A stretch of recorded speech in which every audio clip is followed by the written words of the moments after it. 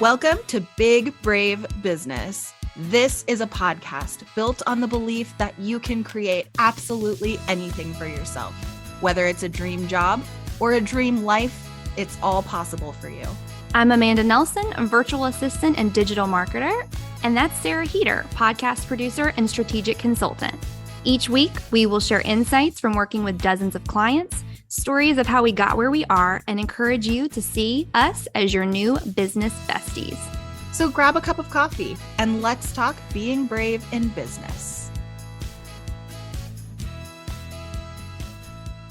Welcome back to Big Brave Business. Sarah, how are you today?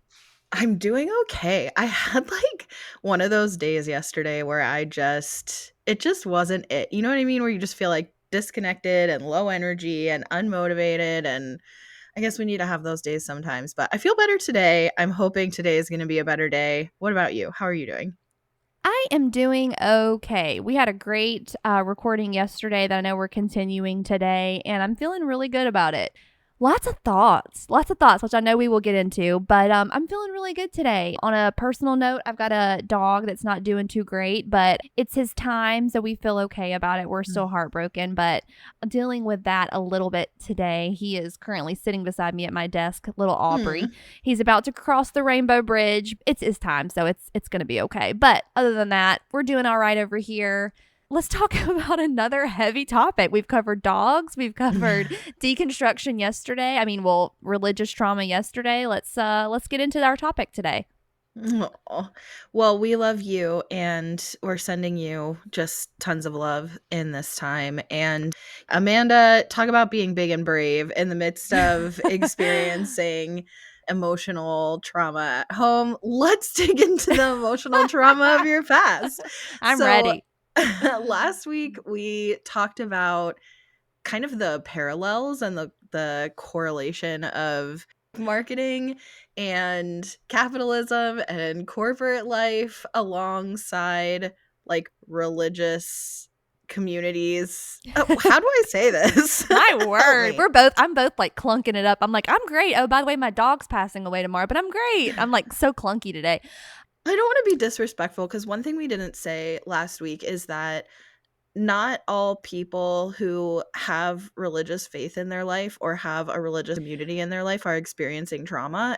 So I don't want to come across as callous to people who religion brings peace. Yeah, so that's kind of what I was wondering. Actually, I was thinking back about this yesterday and had a lot of people, most of the people that reached out were like, yes, I'm totally with you. But I know there's a lot of people that feel like that's an attack against them. And so, half of Drew's family's in the ministry and they know, they follow me on Instagram. So they had a lot of thoughts yesterday. But part of me, what I tell people, and it might be good to include in a intro to the next week's what will be next week's, but what we recorded yesterday, what might be a good thing to say. And I tell this to people all the time when people come at me with well, my church isn't like that. And my experience isn't like that. What I tell people is just because your experience and my experience were different doesn't mean that my experience isn't true. That's what I tell people all the time because my mom's I didn't experience that at Appleton Assembly. And I'm well, that's great that you had that experience. This was my experience. And so that's kind of what I tell people all the time. And I use that to say, I appreciate there are people that have faith that it works for them. Guess what? It did not work for me. I'm not looking to be converted. I'm just telling you my experience. That's it. Yeah. Yes, I definitely know a lot of people in different walks of life who their religion and their faith brings them a lot of peace, and that's wonderful. We were really trying to correlate people who have experienced trauma in all these different facets of life. We experienced, and this sounds like, I don't know, some people would call this snowflakey, but who have experienced trauma in corporate life, who have experienced trauma in online entrepreneurship or coaching, who have experienced trauma in religion. There are similarities, and that's what we were trying to pull into last week. But this week, we want to talk about deconstruction. So that's a really big word. And I'm such a research oriented, tell me all the thought leadership, tell me all the things people have posted. I want to write a thesis, I want to read other people's theses. And Amanda, you are so much more of a let's get real and dig into the like Yeah. real talk, sharing experiences kind of thing. So I feel like this could be a good balance. So with this big word deconstruction, and you were the first one I think who used it on the podcast, but this big word deconstruction, what does that mean for you? And how did you first like even find out what deconstruction is? Yeah, so when I started leaving the church, when I officially left the church, and I remember it was a very conscious decision. I was driving back from, and I also want to say this too, if you're listening and you listened to last week's episode, I had a lot of people reach out and were asking for more stories and specific details. I'm purposely keeping this at a high level so that we don't lose what we're trying to accomplish here, which is to draw those parallels between the business world and organized religion. I'm really Mhm. trying to make sure that we don't get into story time with Amanda and more to what the themes are to what we're trying to accomplish. I will share more here today, but I am keeping this purposely kind of vague. So back to your question. When it comes to deconstruction, I really deconstructed on my drive back from being kicked out of ministry school. I was driving from South Carolina all the way back to Alabama. It was quite a drive. I was by myself. And I remember thinking to myself, none of this is what I signed up for, and none of this Mhm. is what I was led to believe it was going to be. And I think where I a can't lot. sorry, can I cut in real quick? I can't Mhm. help but laugh because and laugh in a way of like nose laughing, right? Because how many times have I driven home from work thinking exactly those words? This isn't Yeah. what I signed up for, and this isn't what I thought it would be. And isn't that wild? Just to make that parallel again, isn't that wild to have such a similar experience in those two wildly different circumstances? But anyway, continue. Yeah. Yeah. Very similar. Probably thought processes there. I think when people come at me about not having a faith and not having a religion and have left the church after being so involved, I have so much peace about it because I tell this to everybody. Nobody else was more committed to their journey than I was. I dedicated the first 20 years of my life to the faith. I was the person that was praying during lunch and not eating lunch because I was fasting and reading my Bible in middle school and high school. I went to college and I was the weird like theater major who wouldn't be in plays, and I would protest outside and pray for people who were going in to see plays that had homosexual themes. Yep. That was me, which is heartbreaking to think about now. I was just like dedicated. I was dedicated. I did everything that I was told I was supposed to do. I dated a guy all through high school and into college who was going to be a youth pastor because I thought that's what I was supposed to do, was to be a support person to a youth pastor. It's just there's so many things that I dedicated and I was so hardcore about it. I decided to like drop out of being a cheerleader because I felt like it was too promiscuous. There was just so many things that I chose to opt out of because I my whole life revolved around my faith. When I went to ministry school, I had worked to save up all of this money to pay for my tuition, and I paid all of it up front. I had dedicated a whole year to just saving to be able to pay to go to ministry school by myself. I didn't want to ask my parents to do it. I tell you that to say I was so dedicated to like following God, and I just knew, I kept thinking like, if I just got to these people, or I got out of my small town and I tried this new ministry school, or if I prayed harder, if I fasted more, if I was trying to save more people, then God would have to show up for me. He would have to finally speak to me. And so when I went to Mm, ministry school and I got kicked out for asking questions, they thought that I was a strong personality who was I corrupting can't the imagine other. that. Who I would mean, think you can had you? a strong Who personality? would possibly? I mean, to be fair, it's very true to them.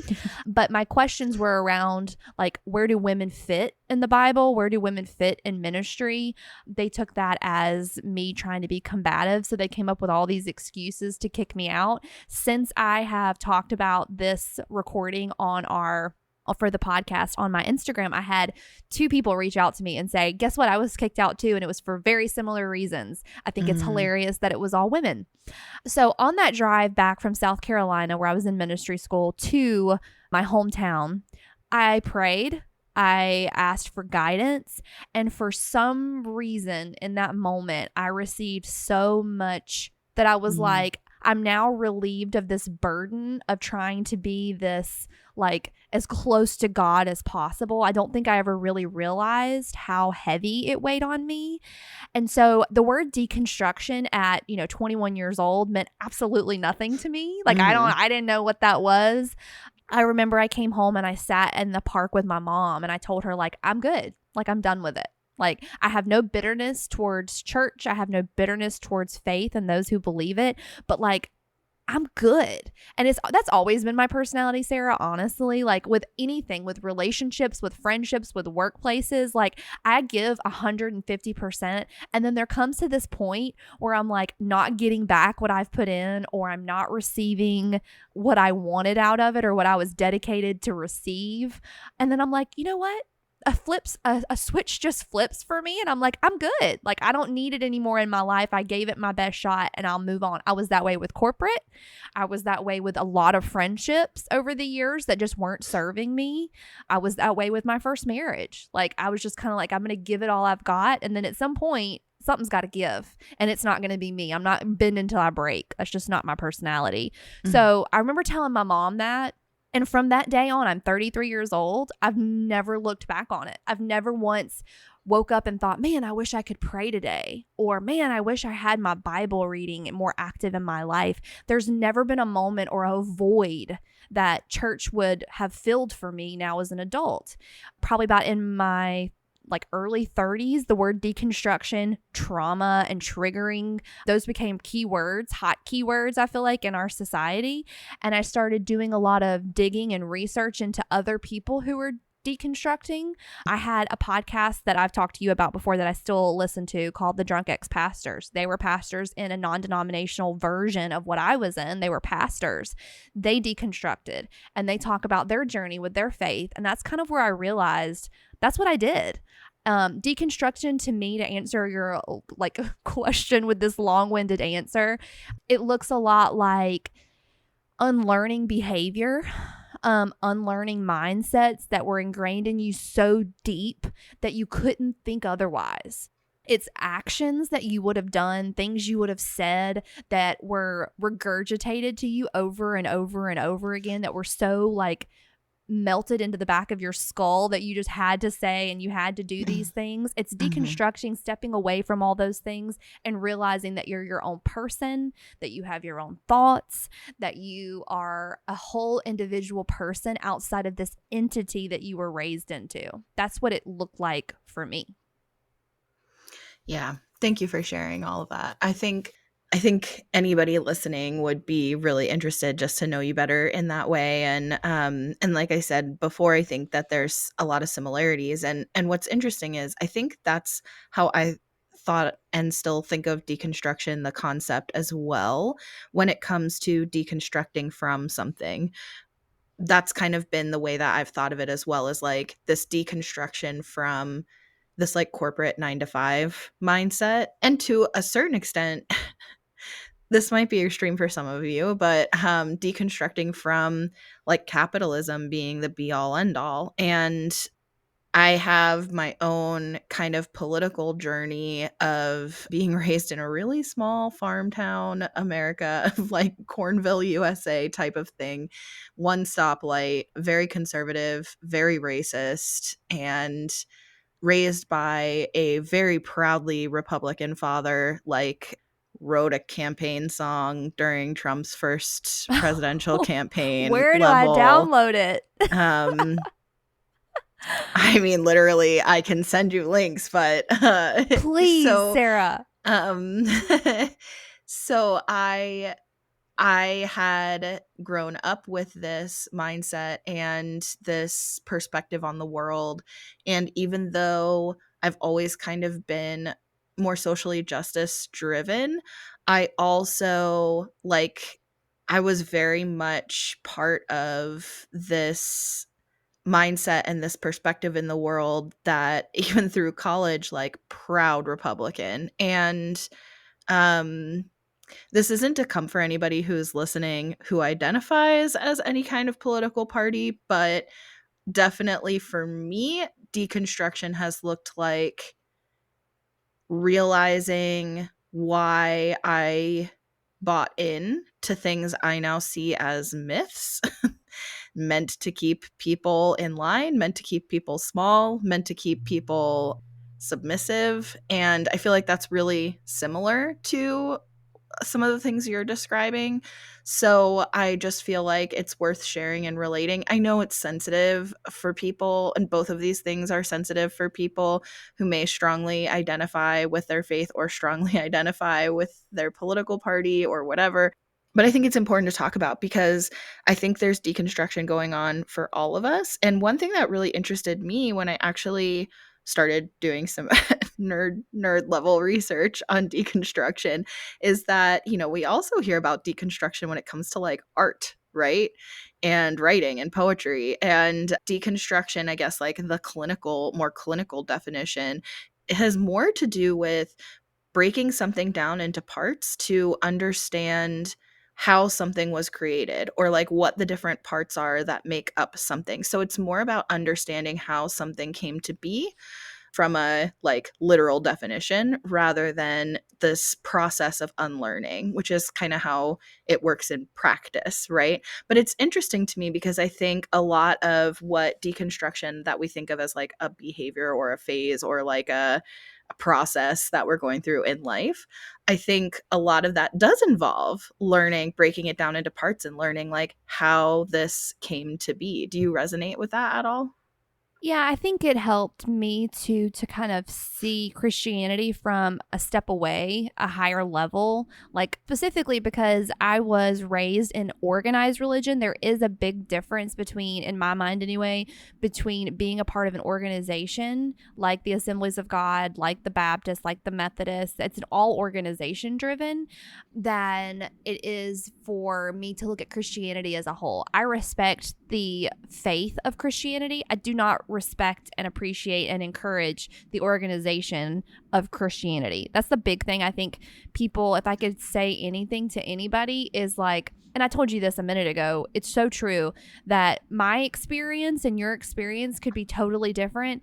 I understand people tell me all the time, well, my church isn't like this. You can come to my church. My church isn't like that. And I'm like, I'm so happy to hear that your church isn't like that, like the experience that I had. But because your experience is different than mine doesn't mean that mine's not true. My experience is my experience, right? So helping me to kind of see like who organized the Assemblies of God, Mhm. what was the point of it? Why did we need to have that like specific designation outside of Christianity, and that Mhm. origin of why we created it in the first place really did help me understand like the motivation behind it. And it's and so to your point, yes, learning the origin of things with the point of it in a way really helped me in my journey to kind of be like, well, it's not Christianity necessarily that's the problem, it's the organization that's now made it the vehicle of what it is today, and the curriculum that we're teaching our children in these organizations that we're not there. You can say they're Bible based, they can have scriptures on the bottom of every page, but is the intention behind it based in Christianity? I don't think it is, in my opinion. So this could get complicated, more complicated than one podcast episode in a larger podcast really warrants, but I think that's true of our corporate life too, being rooted in capitalism and understanding how capitalism has evolved and understanding where it came from and understanding how what we think of today as quote unquote real jobs, this corporate 9 to 5 life, understanding how, well, like the origin story of how this came to be and like why it even exists. Yeah, I will stop you there. And I have given my definition of deconstruction. Why don't you share for our listeners what you mean? You've talked about capitalism a lot. Why don't you talk a little bit about what that means to you and what capitalism is in general? Oh my god, okay, well, I mean, like, you could get an entire PhD in that, but I think I would say capitalism, understanding, like, our economic system in the United States and the way most of the world is operating today in 2023, at least the first world operating on this idea of I feel like there's gonna be somebody who's listening who's like, "That's not the legal definition of capitalism," but like this mindset or this structure, it's not a mindset, this structure where it's like ruled by corporations, and so it's private company based, and there's like like there's so many layers to this. So like the But way we buy and sell goods, the way we work as a well, what makes our yes. society go around and what manipulates how we our Yes, behaviors. but specifically when we're talking about capitalism in this context, it's also the idea of private ownership. It's the idea of like owning a company, right? Like owning a business. That is part of like capitalism, and everybody's individual wealth and the way social classes are structured, like our economic classes are structured. And our cost of living factors into that, owning property factors into that, buying and selling property, which counts as, I guess, buying and selling goods. But all of those things, like, and how that balances with our human rights, like our right to, like, and you could, I guess, debate about this, but like, do you have a right to have a roof over your head? Do you have a right to safe and affordable housing?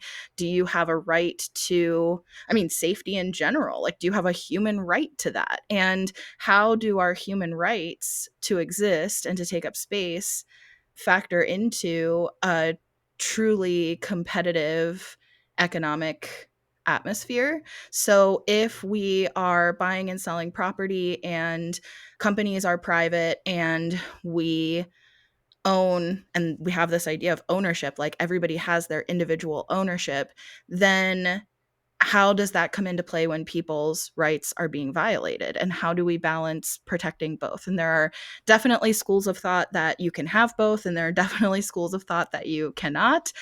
I think where I kind of land is that you cannot really have both, but that we do exist in a society that is built on these capitalist principles. So we have to figure out how to exist and try to thrive as best we can and try to support other people as best we can in a system that doesn't work for us and does not protect our human rights or other people's human rights.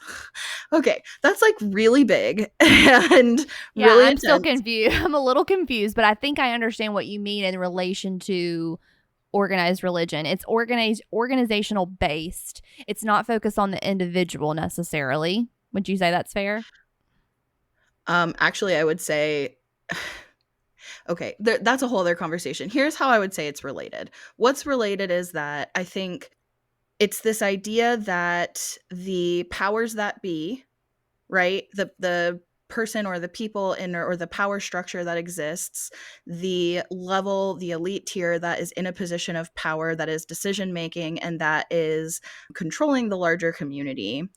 And then being part of the larger community means being subject to learning ideas and perspectives only from the perspective of being within the system that you're in. So like in religion, right? In a religious community like what you have described, and I'm not trying to tell you what you've experienced so you can correct me, but like this idea that you're taught what to think and believe, and that is the only real perspective that you know. And when there are other perspectives that you're lightly introduced to, like this, some people think this and they're wrong. What you're taught is this is why they're wrong. So you don't necessarily know. Like, I think it's a pretty common public education in the US thing to teach, like, communism is the only alternative to capitalism and communism never works, right? Like, have you heard that? Does that feel Yeah. familiar? Yeah. Okay, so that's like the only real thing, to be honest, that's the only real thing we're even really taught about communism. And there's just an assumption capitalism is just what it is. It just is. That just is the economy. That just is how economics works. That's like how we're taught in the US. So then you're not really given the opportunity to explore or assess what capitalism is or whether or not it works for you or for anyone else, frankly. And the reality is that in practice, how it actually ends up working is only for the very wealthiest of the wealthy. It works for them and it keeps poor people poor. And I think there's some similarities in that where, like, I think there a lot of times, and again, just from conversations you and I have had about religion, where people in certain religious experiences and certain religious communities might experience, especially women, like they're kept really submissive, they're kept really quiet, like you are not allowed to ask questions. So the structure, the power structure is built in a way to keep you submissive. Yeah. Yeah, very similar, very similar. The tones are very, very similar. The goals are very similar. And that's Um, not by accident. And that's what I personally would really like to get across with this of like why I think it's relevant to talk about your experience, Amanda, with religion and deconstructing from a religion and having the experience that you had from religion. Because first of all, I think it's a way to like get to know you better because it's a big part of who you are, but in yeah, your life experience. But second of all, I think there are a lot of things that we can relate to when a lot of us who chose to pursue entrepreneurship chose it because the quote unquote 9 to 5 life didn't work for us. It's like there are some people who never had a 9 to 5 job. They figured this out earlier and like that's amazing. But it's still the same kind of idea that I knew that wasn't going to work for me, right? Like I always say about working a 9 to 5 job that if I haven't lost you yet, this will hopefully bring you back. Working a 9 to 5 life, I spent more time doing work I didn't care about with people I didn't like, and now with entrepreneurship, I can do work that I love and focus on the people and the things that are most important to me, right? So for me, my rejection of like that corporate 9 to 5 life is like, wait a second, my priorities are all fucked because I'm spending my whole workday exerting all of my energy and my time and my talent on something that doesn't deserve me. And then I come home to the people and the things that do deserve me, and I have nothing left to give. yeah, Does that make yeah, sense? yeah. It So makes a for lot of me, my sense. rejection of that like came from there. And then starting to dabble in entrepreneurship, one of the big questions for me is like, how do I build a business that doesn't become all the things I hate about corporate 9 to 5 life, especially as building a team, right? How do I build a team in a way that I'm not continuing hiring practices that I myself wouldn't do? I don't want to go be hired by somebody else. I don't want to go be managed by somebody else. So, how do I build a team without becoming all the things I reject? Like, that is hard. Yeah, yeah. It definitely is. It's all about, I think, trying to find that balance of intention. What is your intention at the end of the day? I think that's how you become a great leader of a team. To your point, I think also your intention behind your faith, like what's the point at the end of the day? And I would encourage anybody to think about this. I constantly ask myself, almost to the point of exhaustion, anytime I do anything, and it really started after I left corporate, which is, what is my intention behind the work I do, behind the food I eat, behind the goal of the day? Like, what's my intention at the end of the day? Do I have good intentions? That really And goes back to you being the girl who asks too many questions, and isn't yeah, that interesting to see that as a strength? What they kicked you out for now is a strength for you in that constant deconstruction and unlearning process, like breaking things down and understanding how they came to be is like, why do I do this in the first place? Why do I yeah. do this in the first place? Why am I doing this and does it matter to me? And if it does, it holds value. Yeah, I do it to the point of of exhaustion, mostly because um of my upbringing. This is something that I wish people would understand. I know that the word triggered to a lot of people has become kind of like a snowflake word, oh, that triggers me, oh, that triggers me. I deal with the aftermath of my upbringing, the first 21 years of my life. I deal with that every single day. It also plays into the fact, we talked about it before, about I'm an Enneagram 6 first and foremost, and the negative side of an Enneagram 6 is overthinking, over worrying, being an anxious mind. And I question my intention because I grew up with that constant narrative in my head that I'm not good enough, or that I am doing things to like bring attention to myself. That was a big thing that I heard growing up is, why are you always trying to make it about you? It should be about God. And like when you're performing, it's obvious that you're trying to make yourself look good when it should be more focused on God. Hey, and maybe all that is true. That all is true. But I know my heart. And I think that goes back to your point about being a good leader of a good team and not just like creating the thing that you hate. What's your intention? Like, my intentions are good. My intention is to never get someone to agree to work with me, to take their money and never talk to them again. My intentions are to never say words that are intentionally going to hurt someone to make myself in the moment maybe feel better or talk out of frustration. Like, my intentions are always pure. They really are. I try very hard to be intentional about the things I say, the things I do, the things I commit myself to, and always delivering on those things. And that's what I don't think enough people talk about, is like, what's your intentions behind whether it's being a good leader in your workplace? What's your intention behind being a Christian and calling yourself a Christian? Is it to make Mhm. other people feel bad? Are you a Christian because it's easier to make yourself feel more superior? Like, what's like at the end of the day, are your intentions in line with what Jesus or whoever your God is would be proud of?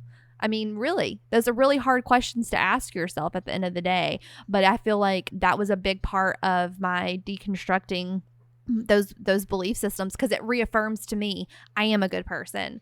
I do have good intentions. My heart is pure for people. Like, I do Mhm. want the best for literally everyone. There's plenty for everybody. And I think if we can combat negative thoughts, whether it's around Christianity, whether it's around corporate mindsets, whether it's around business in general, if at the end of the day you go to bed knowing that you did your absolute best, like that's all anybody could ever ask of for you.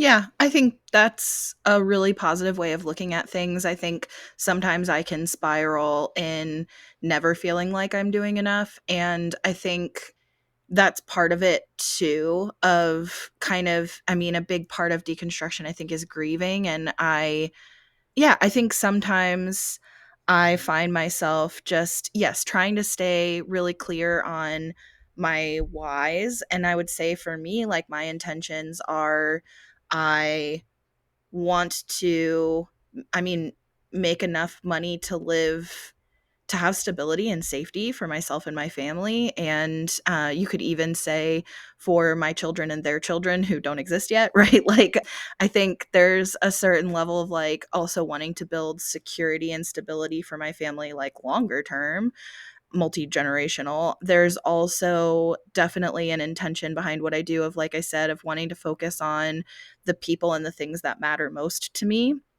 and I want all the people I work with to also be able to do that. So, whether that's clients or team members, I want my clients and my team members to be able to focus on the work and the people who mean the most to them, and to try to build that way. I want them to, anybody that I work with, to feel like they are receiving value. So that's both, again, clients receiving value, team members receiving value as a result of working together.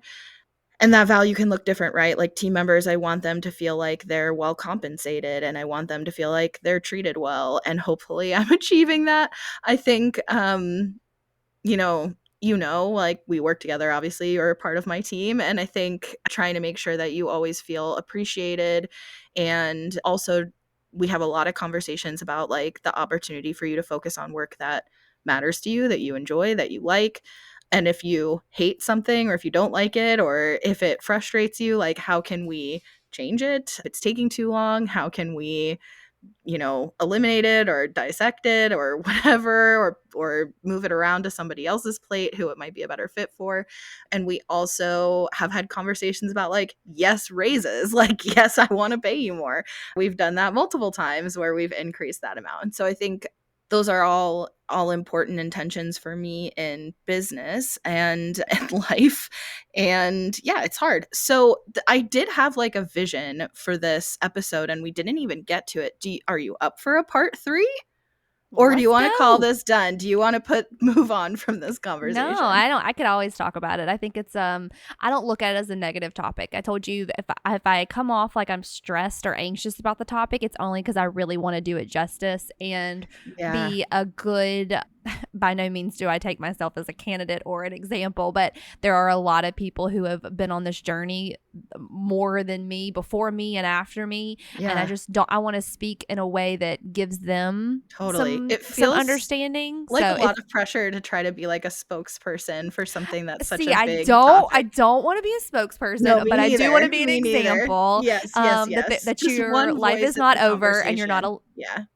correct. So I don't feel I'm totally up to talk about it as many times as you want. And I will tell you this too. If you're listening to this and you have thoughts or you've been in a similar situation or you're in it now, my inbox on Instagram is always open. I have would love to talk to you one on one if you're comfortable and you want somebody to talk to. Like this is a heavy topic. It's a heavy journey for a lot of people. And I will tell you this, it is very lonely. And I went through it by myself. I understand. And if you need somebody to talk to, vent to, my Instagram is at Amanda Nelson Reads, READS. And I am more than happy to talk with you. But of course, you can always find us at Big Brave Business on Instagram, and you can find Sarah at Sarah K Heater. And don't forget that every single Wednesday we have brand new episodes over on YouTube. They are not this content, they are totally different. We actually get to interview people that we love and admire and that we think you'll find interesting. We ask them all kind of fun questions like, hey, what's your Starbucks order? Or hey, what'd you have for breakfast? And then we talk about other things like, when did you start your business and why? So we get into all kind of fun stuff that's entertaining, and Sarah edits every single one of those, and they're hilarious. So Thank I you. highly, you're welcome. I also realize how many faces I make when people are talking, and it's annoying, but go ahead and watch it. It's ridiculous. My favorite Sarah thing to zoom in on. Yeah, Sarah zooms in on my face and my face and my reactions to the expression. That's the word. You got there. Sarah zooms in on my face and my expressions all the time, and I realize that every single thought I ever think goes right across my face. So if you're interested in seeing that, head over to our YouTube at Big Brave Business, and we will be back with part 3.